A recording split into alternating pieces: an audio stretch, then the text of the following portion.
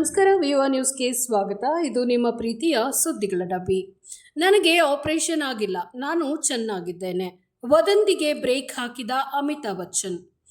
Bollywood megastar Amitabh Bachchan ಅವರಿಗೆ surgery ಆಗಿದೆ ಮತ್ತು ಐಸಿಯುಗೆ ದಾಖಲಾಗಿದ್ದಾರೆ ಎಂಬ ವದಂತಿಗಳಿಗೆ ಸ್ವತಃ ಬಿಗ್ ಬಿ ಬ್ರೇಕ್ ಹಾಕಿದ್ದಾರೆ.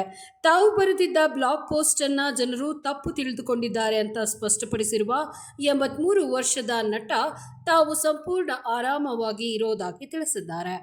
ಇದು ಫಿಫಾ ವಿಶ್ವಕಪ್ ಅರ್ಜೆಂಟೀನಾ ಸೋಲಿನ ಕುರಿತಾದ ಪೋಸ್ಟ್ ಆಗಿತ್ತು ಅಂತ ಹೇಳುವ ಮೂಲಕ ಅಭಿಮಾನಿಗಳು ನಿಟ್ಟುಸಿರು ಬಿಡುವಂತೆ ಮಾಡಿದ್ದಾರೆ.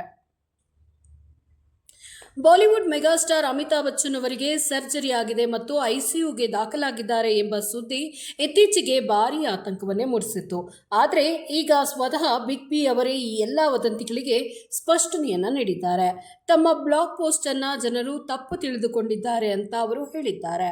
ಇದರಿಂದ ಫ್ಯಾನ್ಸ್ ನಿಟ್ಟುಸಿರು ಬಿಟ್ಟಿದ್ದಾರೆ.